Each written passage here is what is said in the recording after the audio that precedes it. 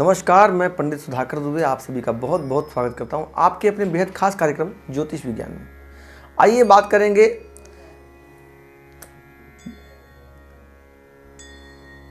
करेंगे क्या होती है रोग उत्पत्ति का कारण, क्या होता है इसका निवारण, क्या इसके लक्षण हैं और अंत में बात करेंगे क्या इसका होगा समाधान।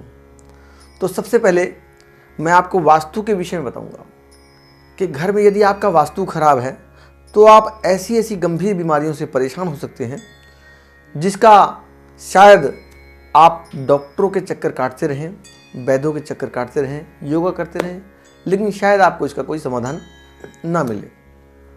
और हो सकता है मिल भी जाए तो पुनः आप दोबारा से शिकार होते रहें, पुनः। जैसे कई बार हमने देखा है एक आदमी को पथरी हो गई और पथरी का ऑपरेशन करा लिया, पुनः दोबारा से पथरी बन गई उसके उसी शरीर में, उसी अंग में। तो आइए हम वास्तु के हिसाब से कुछ बातें करेंगे। आज चर्चा का विषय हमारा रोग, उस पर बात करेंगे जिससे आपको भविष्य में ऐसी दिक्कतें ना बने कि आप बार बार रोगों से ग्रसित रहें।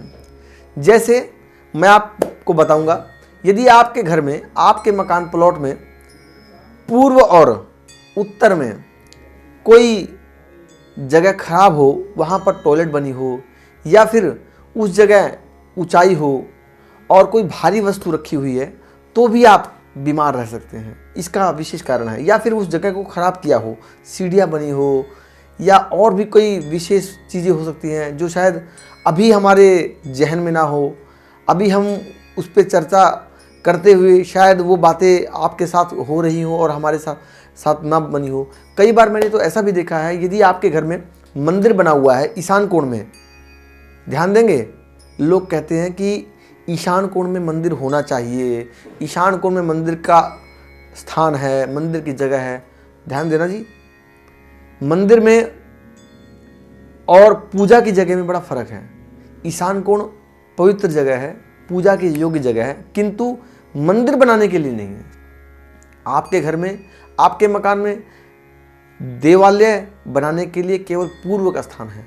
बिल्कुल उत्तर और दक्षिण के बीचों बीच पूर्व में जो स्थान है वो मंदिर के लिए श्रेष्ठ है।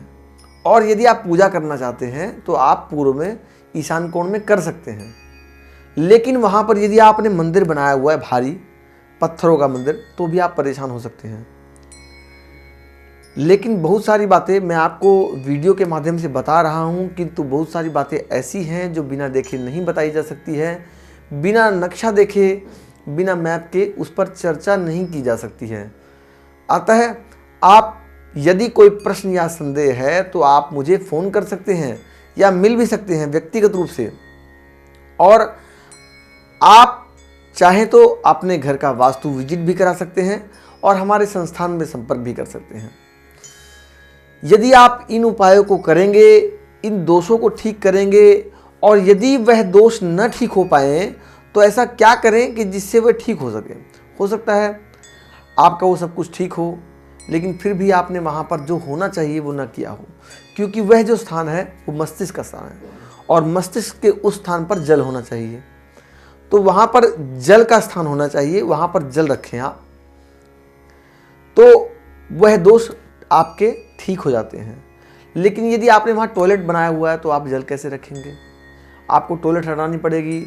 उसको ना तोड़ते हुए भी कुछ समय तक आप काम चला सकते हैं, 6 महीना, साल भर आप इलाज कर सकते हैं, जिससे आपके उन समस्याओं का समाधान हो जाएगा और आप रोगों से जो ग्रसित हैं ठीक होंगे। और बड़ी जल्दी आप देखेंगे 15 से 20 दिन में आपके रोगों में सुधार होता हुआ नजर आएगा। 2 से 3 महीने में शायद आप पूरी तरह से स्वस्थ हो जाएं। और अगर रोग आपके मेडिकली नहीं आ रहे हैं, पता नहीं लग पा रहा है, रोगों का कारण नहीं मालूम पड़ रहा है क्या है रोग, और दवाइयाँ नहीं लग रही हैं, तो तत्काल होगी। और कई बार ऐसा भी होता है, यदि आपके घर में पूर्व का स्थान दूषित है तो आप बीमार रहेंगे। आपके घर में पूजा पाठ करने का फल नहीं होगा। आप बहुत सारी पूजा करवा चुके हैं, महामृत्युंजय जाप करवा चुके हैं और भी काफ़ी कुछ करा चुके हैं, नहीं आराम हो रहा है, तो भी खाली आपके ईशान कोण में, इस स्थान में, पूर्व और उत्तर के इस कोने में यदि ऐसा दूषित है ऐसा खराब किया हुआ है वास्तु को, तो भी ये परिणाम देखने को मिल सकते हैं और आपकी पूजा पाठ भी निष्फल हो सकती है। लाखों रुपए खर्च करे हुए भी आपके निरर्थक जा सकते हैं। अतः आप वहाँ पर पहले उपचार करें, उसके बाद कोई पूजा पाठ करें। अगर आपने अभी तक हमारी वीडियो को सब्सक्राइब नहीं किया है तो सब्सक्राइब करें और बेल आइकन को प्रेस करें, ताकि हमारे द्वारा दी गई जानकारी समय समय तक आप तक पहुँच सके और आप उसका लाभ उठा सकें, आपके सगे संबंधी मित्रगण इसका लाभ उठा सकें। और यदि किसी कोई जानकारी मिलेगी और उससे वो लाभान्वित होगा तो हमें इसकी बहुत खुशी होगी, बहुत प्रसन्नता होगी। आप खुश रहें, प्रसन्न रहें, स्वस्थ रहें, तंदुरुस्त रहें, मस्त रहें, इसी कामना के साथ आपसे इजाज़त लेते हैं। जय श्री कृष्ण।